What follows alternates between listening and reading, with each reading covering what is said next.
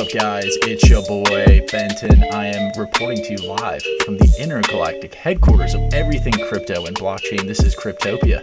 Today's show is brought to you by CryptoLiveLeak and Block Relations. If you have not liked or subscribed, please go to Twitter, Instagram, YouTube, you name it. Smash the like button, smash the subscribe button. Ding, ding, ding. I think the subscribe button might be right there if you're... Oop. Bing! Right there, yep. If you wouldn't mind just tapping that for us. Great show lined up today. We have our special guest, Rachel Siegel, the queen of crypto. It's going to be exciting to talk to her. A lot of great questions. Figured out her story, where she's been, where she's going, and ask her some fun little questions at the end. We're going to be diving into our crypto app of this week, as well as our crypto coin of this week. Stay tuned, buckle in, and let's go. This week, we're going to be getting into our crypto app of the week. This is the coolest app. Okay, if you guys have not heard of Clove Wallet, now you have.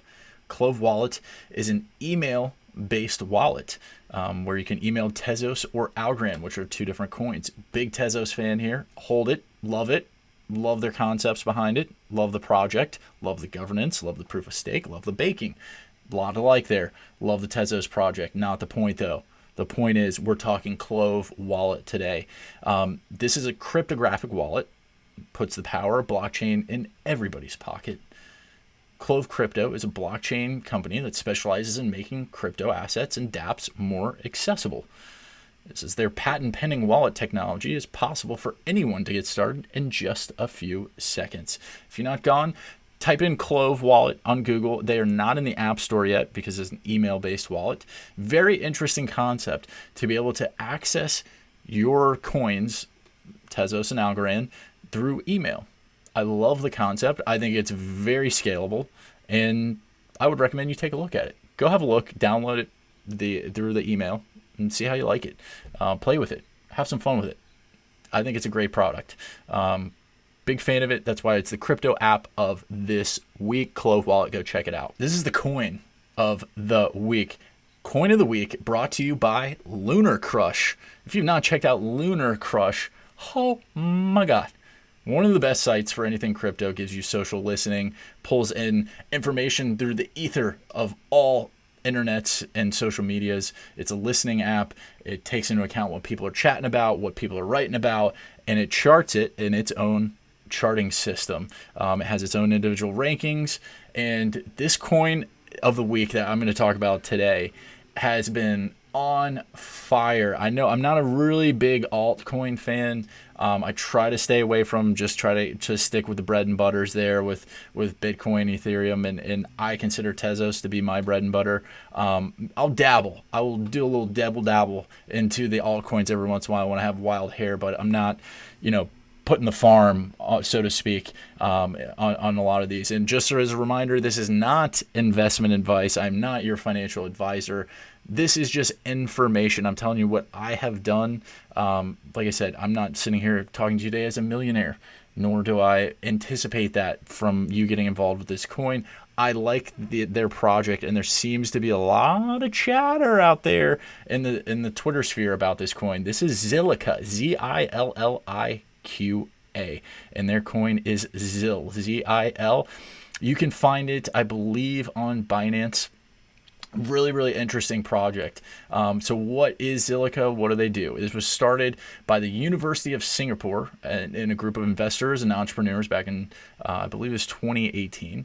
And they aim to make the public blockchain faster and more scalable. Zilliqa is based on the Ethereum blockchain. They were the first public blockchain to implement sharding. For those of you who don't know what sharding is database technique used to dramatically scale Ethereum's blockchain and enables it to process more transactions per second. So typically what happens on a blockchain is the more nodes that are put on the network, the harder it is to reach consensus. So what does that mean? It just means that the more that people are interacting with the ecosystem, and the more the system gets clogged up because there's more processes that have to happen. Now that is a layman's explanation. I know developers are probably cringing right now with that, but that is the best way I can explain that to you, is that what Zilliqa does, the company through ZIL, is they are optimizing the blockchain by making it more scalable. So the bigger the blockchain gets with Zilliqa, the faster it works, is what my research said. So they identified that when typically more nodes, like I said, are on the network, it's hard to reach consensus. The blockchain typically becomes bloated and slows down, where if you're sending, your Zil or your ETH, it becomes clogged with, there's a lot of users trying to verify transactions. So the use cases for Zil, some of the biggest use case I saw was Ethermon, which is like a Pokemon spinoff that's based on blockchain. What they're doing is they're allowing their users to store their characters that they catch in their little Pokemon balls or their Ethermon balls, and allowing them to store them on the Zilliqa blockchain. Pretty interesting concept. And I think I like, if I were to be looking back 5-10 years, I'm in the future right now, I'm looking back, I would like to think that the gaming space is going to play a much bigger role than what's currently going on today. There's a lot of infant projects where you're getting a lot of these card-based games where they're trying to reinvent the Pokemons, the World of Warcrafts. They're trying to reinvent a lot of those. So I can see Zilliqa playing a much larger role in the future once the esports and the e-gaming space starts to expand inside blockchain. So that's why one of the underlying reasons why I like this project. The other thing I do like about this is that Zilliqa is aiming to have wallets, APIs, web extensions, smart contracts, and they want people to build on the Zilliqa ecosystem because, like I said, it's as they scale, their blockchain actually works faster. So the more people that are involved with it, the faster it gets, which is an interesting concept because you would think it would be the reverse. The price today is just under 1 cent. It's 0.016725 in US dollars. And there is a 10.6 billion coin circulation today with a maximum printing of 21 billion coins. So obviously a lot in circulation there, but this seems to me like it's going to be a project to keep your eye on. I have been looking at the charts on Lunar Crush. I've been following it on Binance, and it just seems to be going up and up. And I know all the people that they're watching, like, oh my gosh, he's an altcoiner. He loves the altcoins. No. I have just been keeping an eye on this, and you can't help but to notice when Zil is at the top of Lunar Crush for like 2 straight weeks. And I'm kind of like sitting there, I'm like, this is interesting. So sure enough, I started doing my homework and seeing what they're all about. And I like the project a lot. I like what the company is doing. They got a really good backing of investment. I think back in like 2018, they got like $40 million of seed round investments.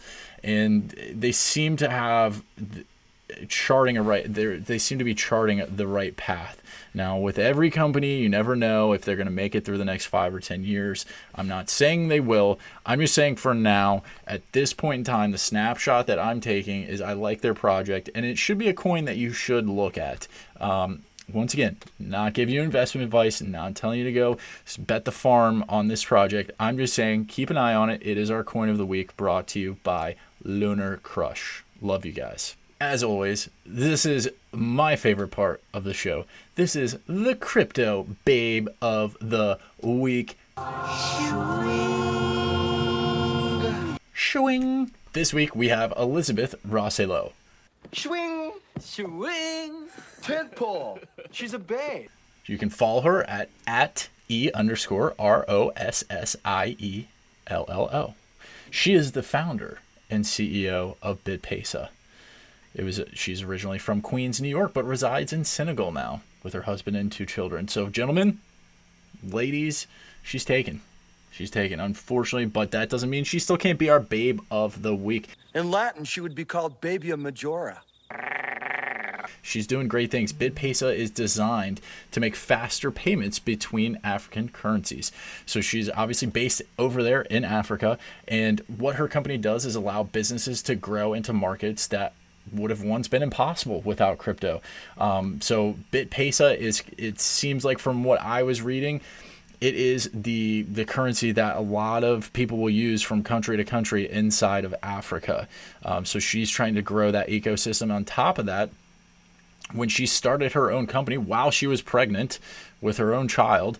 She got investment money to start her own company, and one of those investors was Tim Draper, the famous VC.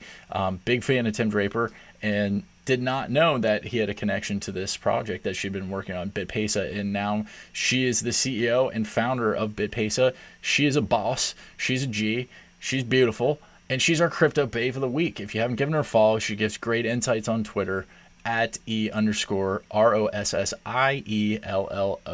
That was our crypto babe of the week. She is so fine.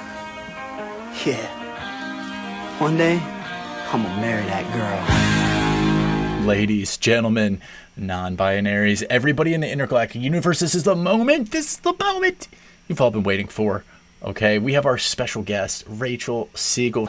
We're not worthy! We're not worthy! She was so awesome. I hope you guys enjoy this interview. A lot of good questions for all you newbies out there. As always take care of you guys. The newbies, love you guys. Love you guys. So stay tuned. Rachel Siegel coming in hot. This is a lot of fun. Hope you guys enjoy. Excuse me? We have the much anticipated Rachel Siegel here today. Thank you for joining us. How are you today? I'm good. Thank you for having me. I'm excited to finally get a chance to talk to you. Yeah. I know we've been like talking a little bit back and forth, but this is fun. Yeah, I know we've been going back and forth on Twitter a little bit. But yeah, I'm glad to have you here. Obviously, would love to pick your brain, get to know you a little bit. So why don't we start things off today? Tell us a little bit about yourself. Like, what is your background? How did you get started in the crypto blockchain world, and where are you from? Okay, so I'm originally from New York, right? Okay. So I'm a New York City person. Most of my life was in New York.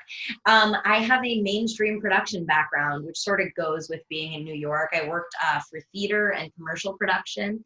I worked for the Blue Man Group for a very long time. Oh, wow. Yeah, fun one is I'm actually in a Blue Man Group music video.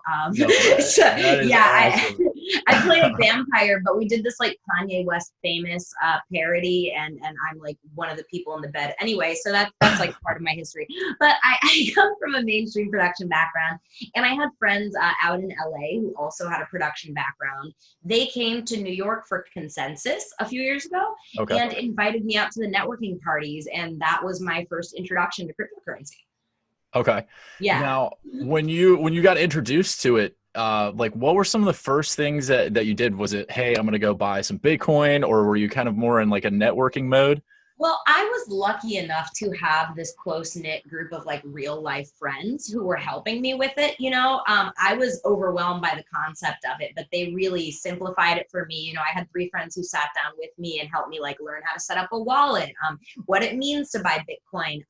The networking aspect and the community was amazing, but they're definitely who helped me like really get involved in the first place. And then my first step into it wasn't really just purchasing Bitcoin. It was actually working with them. So we had a different cryptocurrency YouTube channel. Okay. So it was always the content creation side. Okay. Awesome. Yeah. Now for those like that are interested in kind of wanting to get engaged and don't know where to start and maybe don't have that group of friends to network with, what are some recommendations to just get them involved and to start their education?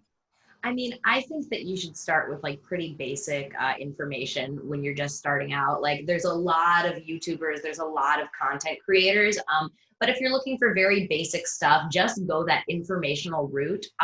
That would be like, I don't know like the specific best source, because I know that a lot of places are coming out with really good educational content right now. It's actually plentiful. You know, Right. The simple educational content is plentiful if you go search for it on the internet.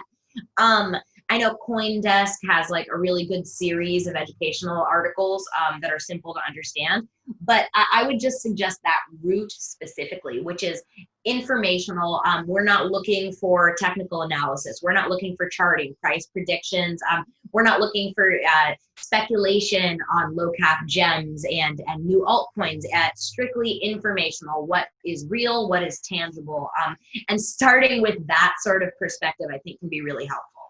Awesome. And obviously they can go to your channel Yes. with Girl Gun Crypto. And I believe the other gentleman that works with you, is it Bitcoin Weatherman, yeah. Bitcoin Weather? Yeah, That's yes.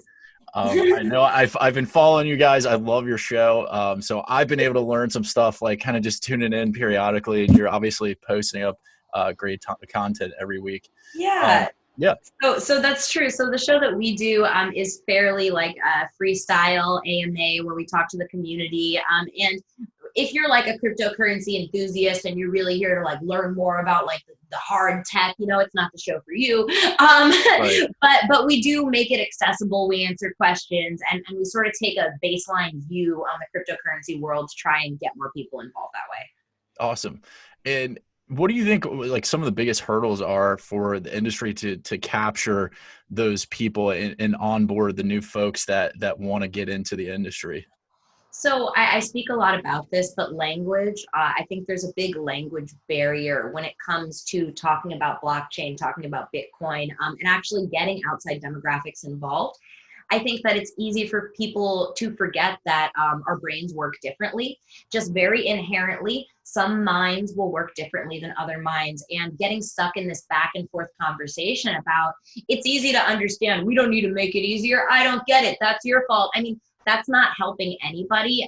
I think that understanding that some people inherently will not understand blockchain technology is the first hurdle. It's not better than thou. It doesn't mean they're less intelligent than you are.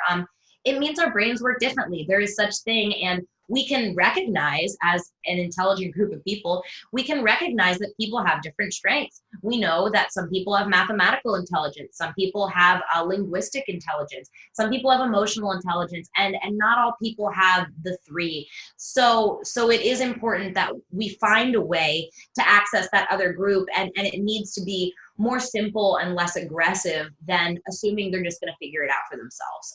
And so I speak to companies when I say that.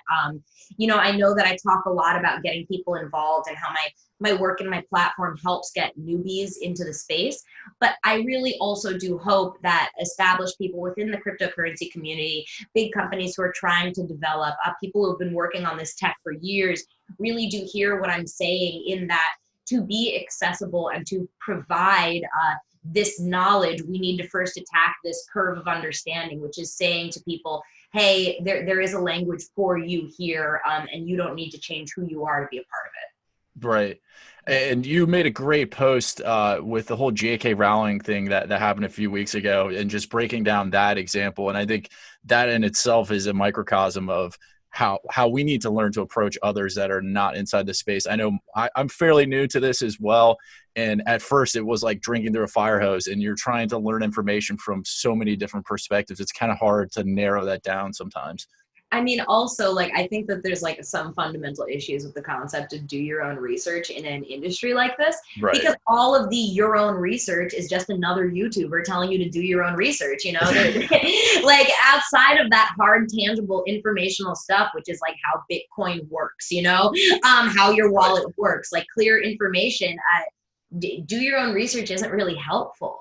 Right. Like where is this research? Where is the library? Right. So yeah. Well, hopefully you can become the library, because like I said, great resource. But I'm curious to know, like, what is your why when it came down to this transition for you? What was your why that said, hey, this is gonna be my path that I want to follow? I mean, honestly, I thought there was such a big opportunity here.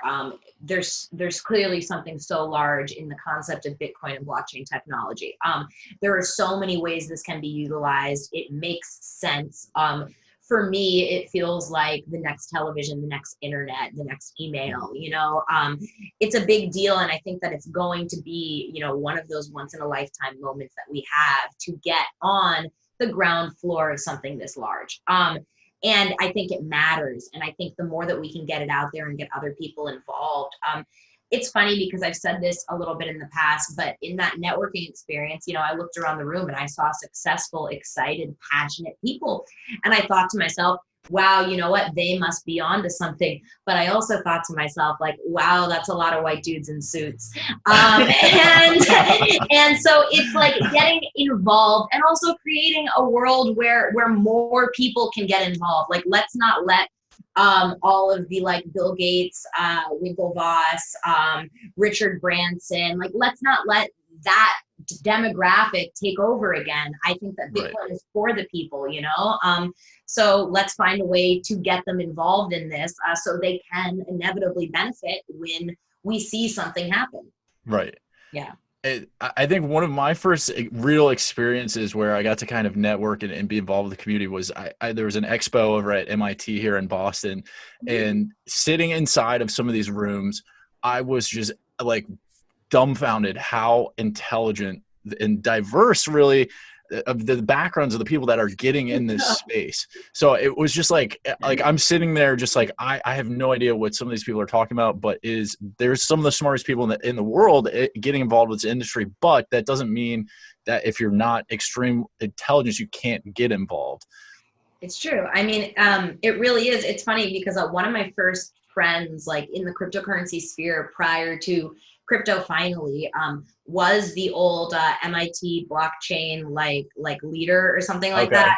I don't know if you know Eric Pinos. He definitely would have been at that event that you just described. That name does ring a bell though. Yeah, he's a really great guy. He's on Twitter. He does Blockchain Education Network and used to be on the MIT Bitcoin Club. But he is an example of one of those like really, really intelligent people, right? Like he's a really, really, really smart kid. And you know, it meant a lot that this like really, really intelligent person, the idea, the concept of MIT, nonetheless, the MIT Bitcoin Club is so far removed from any lifestyle I've ever lived. You know, like the concept of actually sitting down and like talking about what I'm working on with someone who like so much went to MIT was new for me. And he loved the concept of what I was doing. I was making those fun Bitcoin songs. I remember very early on, he was like retweeting my Bitcoin songs to his MIT audience. And I thought that was like so wonderful to see that sort of inclusion in this space. And it meant a lot. And it really speaks volumes for what I'm trying to do now, which is sort of allow that inclusionary, those inclusionary values to sort of spread out and get more people here. Yeah. Now, how do you kind of see yourself in the space? Is it more of an educator? Is it more of a trailblazer? Obviously, you're a very powerful, intelligent, smart woman in the space, and we need more of that. But how do you kind of see yourself in that perspective? You know, I think that I'm fairly much just a human being, and I think that a lot of the a lot of the sort of reception that I get on social spaces, which be it negative or positive, coincides with the fact that I'm sort of just a person. You know, I am an educator. I love Bitcoin. I participate in the technology fully. It's an adaptive part of my lifestyle. You know, Bitcoin has become a part of my lifestyle, and I like to talk about that. I get people involved on an educational level. I look at it from a historical perspective. Like I do so many weird things that are not traditional in what we would consider cryptocurrency to be. And so I think it's like a new step. I'm sort of a new character, in my opinion, to what the Bitcoin world is used to. And on some levels, I play like a bit of an underdog, which I'm happy with and I love. You know, I love the underdog too. I think it's like inherently in some of like, I don't know if you're watching this, if you've followed me on Twitter, CryptoFinally, I'm the little yellow dot. I receive a lot of talk a lot of the time. But a lot of that has really played into this perception. You know, it's a platform as someone who has not been necessarily supported by the entire community. And I know that that's like a long-winded circular answer for you asking me what I consider myself to be. But I think it really does play into what I'm becoming in the space, and what it means to be here at all for me right now. I think that it changes on a daily basis. I think that it is educational, but I think also I sort of stand for letting people know that you can do this, you know, and it is possible. And I think that, as it might sound self-righteous, but for people to be able to see what I receive in terms of like social media negativity on a daily basis, and to also see the growth and the positivity that's come with it, and the platform that it's created, I think it means something. And I think it's a really good example for what people can do in this space. I'm amazed that I was able to do this in this space. I'm not some social media mogul. I don't have a background in marketing. This has never been my jam. I had 200 Instagram followers before I was CryptoFinally, you know? Right. So it's just like the opportunity that exists here. And I think that the more we can sort of spread the word about it, the better. And I hope that I'm doing something to help let people know that, you know, there is inspiration in cryptocurrency and blockchain, and it's not all written in the code. Yeah. Yeah. And I do want to unpack a little bit about what you just talked about. And I think this is one of the coolest aspects, and part of why I wanted to get involved with this industry, is that you're not necessarily limited to one little box and, hey, you're stamped as a developer. Hey, you're stamped as a, you know, social media person. You can wear several different hats and still evolve and learn more and continue to grow. You can start your own company as an entrepreneur. You can do, you know, marketing, whatever it may be that your niche is. This industry has it. And I think, like you said, this is the ground floor, and we are just seeing the tip of the iceberg. I just talked to numerous amounts of people, and they all say this reminds them of, you know, 96, 97, 98, when the internet was kind of cranking up. And I do find that that's one of the best analogies I've found, is that, you know, back in 96, 98, I was using dial-up internet on my parents' computer to get on AOL. And I find that it's fascinating to see, yes, that we're kind of in that same phase, but it's much more advanced. And I think there's a much larger impact to be had with an overall industry here. Yeah, no, I agree. I do agree. It's in that very early stages, and it's exciting. Even more, you remember those discs that came in the mail? Yeah. For AIM. Yeah, I used to collect those. Yeah. Really? They were like found treasures. So you're like getting in the mail. You're like, oh my gosh. I lived in New York City, so they had like tons of those newspapers like stacked up and available in those free little bins. So I would take them. Anyway, yeah, I was like, yeah, it's a ridiculous story of me as a child stealing internet CDs. Yeah. Well, I'm going to kind of shift gears here and get more into the Bitcoin specific kind of questions we had lined up. Now, I know you are a big Bitcoiner. Why Bitcoin versus so many of the other options that are out there? So this is a sort of lame answer that gets me in trouble a lot, Okay. right? I think Bitcoin's the original protocol. Bitcoin has dominance. Bitcoin historically is going to, like, I mean, like when you talk about Bitcoin dominance, you're talking about over all of the alts, right? Mm-hmm. So like even if Bitcoin goes down to like 40% dominance, it's still like, Right. it's still up there. It's the original protocol, and I believe that people stick to the original protocol, especially when it comes to these new technologies. I believe that the code works. I believe that Bitcoin works. I believe that it's clear and it's used by the great majority of people, which is going to matter. So that's mostly why I'm primarily in Bitcoin. Those simple reasons, I break it down sometimes, like the conversation about the original protocol. Oh my God, I got into such like a tough with the BSV people. And it wasn't because I was disagreeing with them. And it wasn't, if you're listening, BSV, it wasn't because I was disagreeing with you. And it wasn't because I wanted to like eliminate the thought about whatever you were saying about BSV.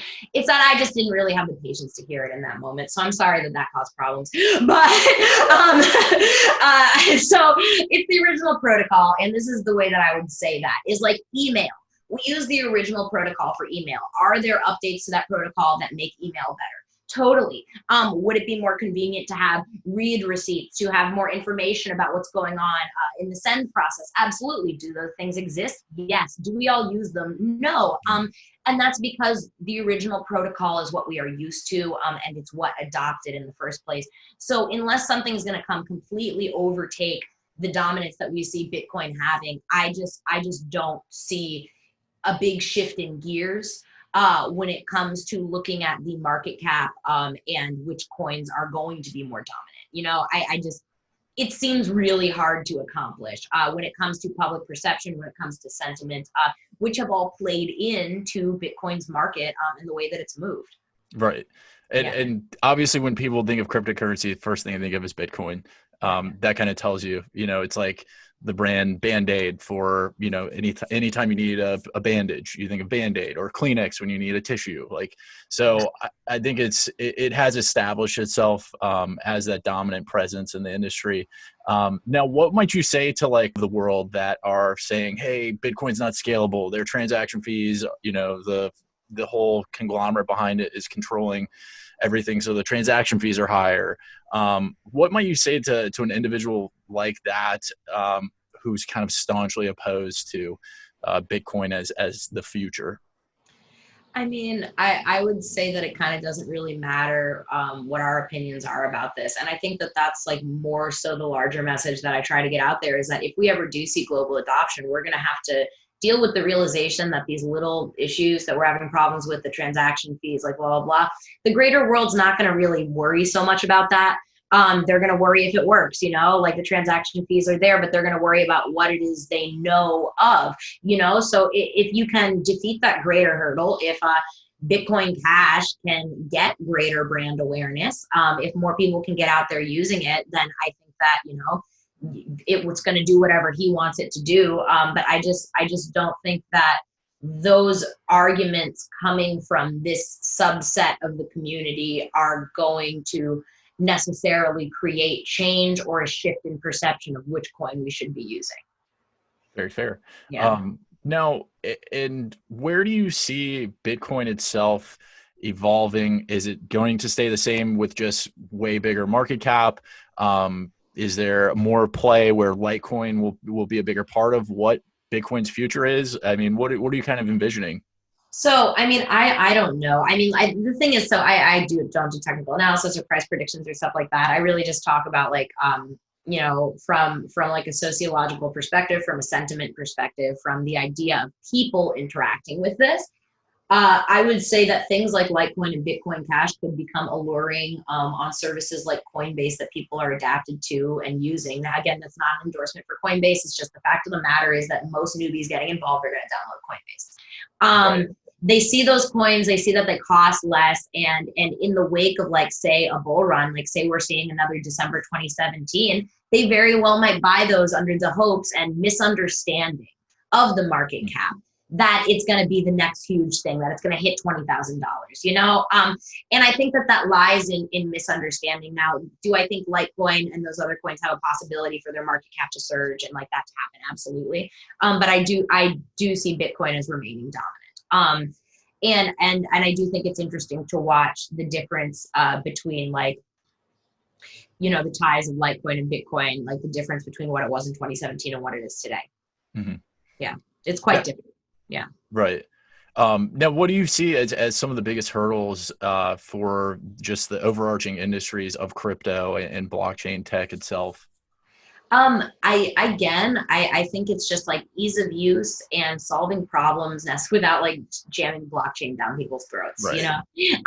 So I think it becomes like in your marketing and your interface, is the product you have worthwhile? Because if it is, you don't need to tell me it's running on the blockchain, right? You can tell me all of the benefits that the blockchain give your product, but why are you selling me the blockchain when your product is what you're trying to get out there?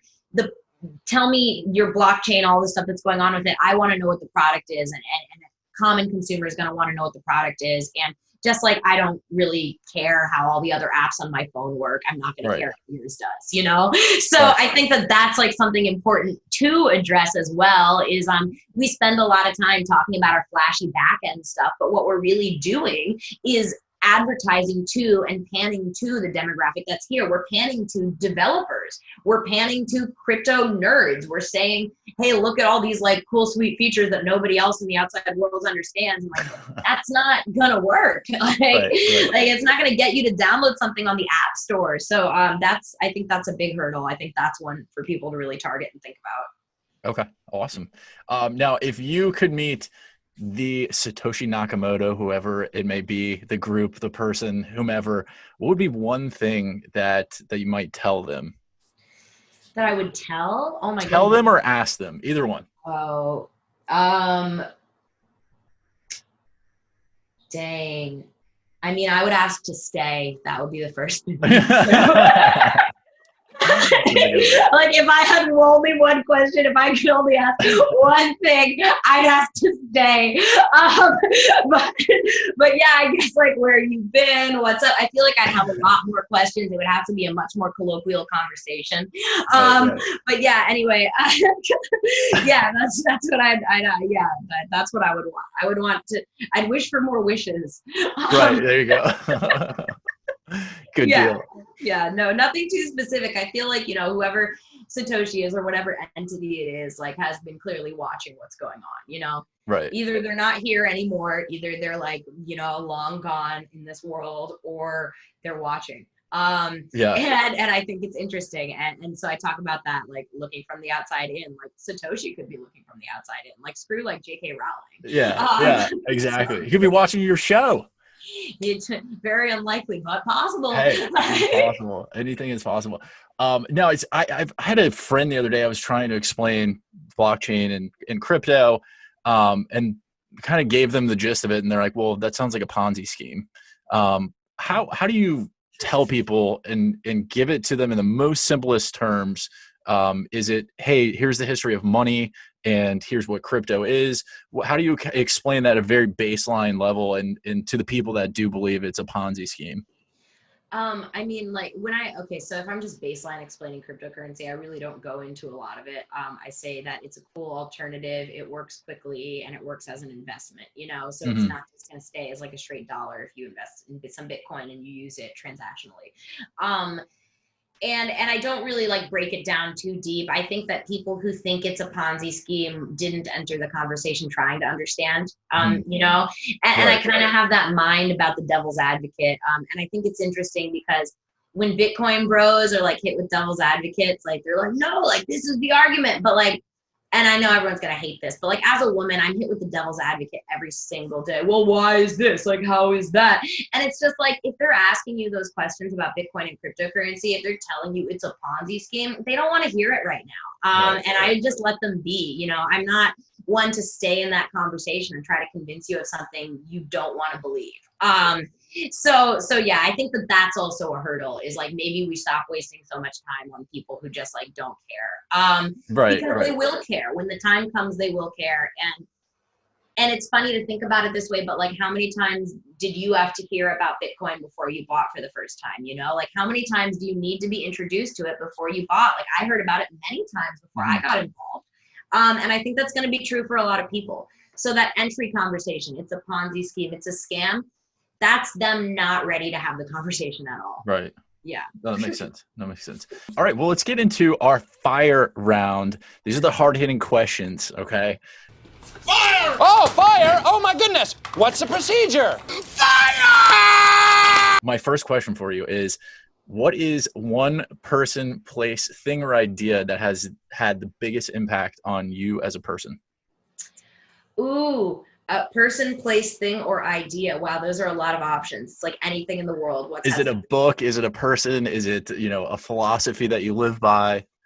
I think it's like places and travel. Like I know that sounds weird, but I like communities in different places really inspire me. So like going around, what's the word? It's like a nomadic sort of like lifestyle, which I haven't really been doing very often, but I've spent a lot of time and I used to think about it a lot. I thought it was really funny that I wound up doing that with cryptocurrency. But I like the idea of communities in different places. That's really cool to me. It's really cool to see how different cultures function in different locations, even so close to each other. And how you can just go from one spot in the world to another spot in the world and jump right in. I love that. I think it's so interesting, like how small we all are in the scope of things. Right, exactly. I think that's so important, though. Very good point. Just having an impact through understanding other cultures, I think is really cool.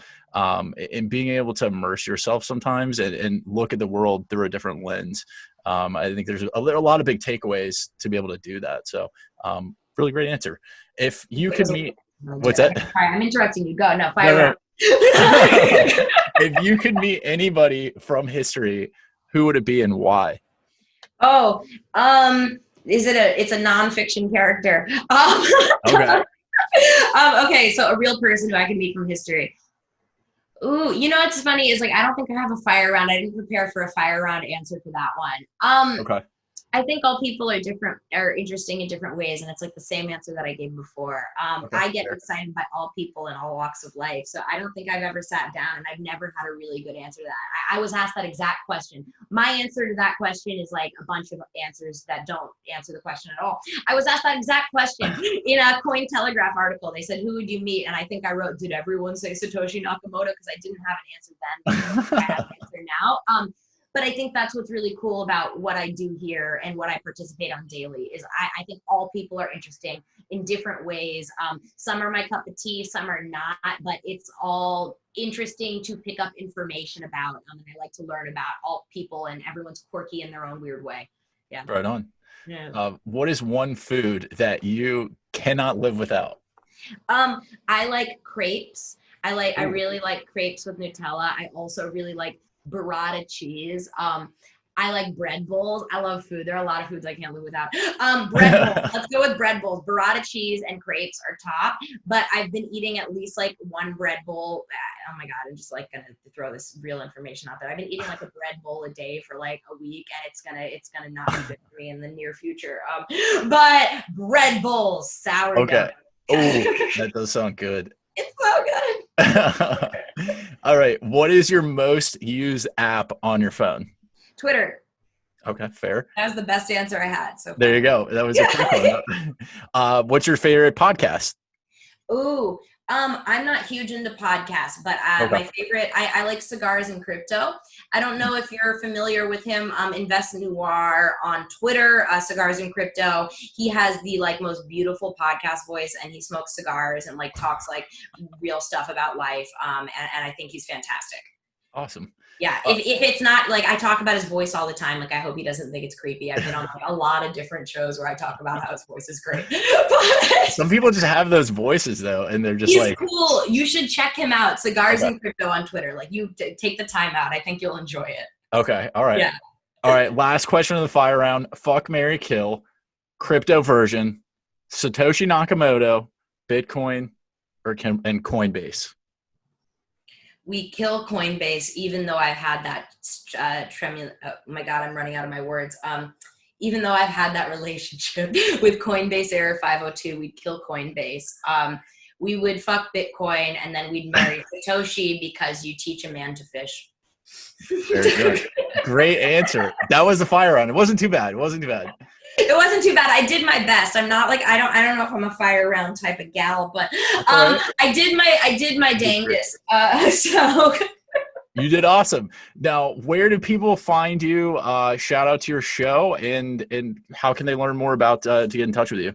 Yeah, you can find me at CryptoFinally across all platforms. My main platform that I post on every day is going to be Twitter. I'm also on YouTube. I do live streams on Friday at 12:01 Central and 4:15 EST with Girl Gone Crypto and Bitcoin Weatherman on my YouTube channel at CryptoFinally, and all of my other information is going to be present there. Awesome. Right on. Yeah. This is Rachel Siegel, the queen of crypto. I appreciate you coming on. This was so awesome. I had so much fun today. Thank you. I love this. This is fun. We should do it again. Awesome. Yeah, I would love to. I'd like to give a big thank you to Rachel Siegel. I appreciate her time today. It was awesome getting to know her, peel back the layers a little bit, and get to learn how she got started, some of the tips that she has had for us along the way. So really fun talk with her. I look forward to possibly doing that again with her. Make sure you guys, if you have not, go give her a like, go give her a follow. She has a great show every Friday, like she mentioned. Love Rachel Siegel. Can't wait to have her back. That was today's show, and I hope you guys enjoyed it. Got some nuggets to take home with you and continue your journey and quest for more knowledge and curiosity inside the crypto and blockchain space. As always, if you have not liked, subscribed, smash any of the buttons, any of those. Block Relations, CryptoLiveLeak, and your boy Benton Yaun, Instagram, Twitter, and YouTube. Go show some love. Give us a follow. If you guys like what you see, give us a thumbs up. We appreciate you guys, and we will see you next time. Over and out.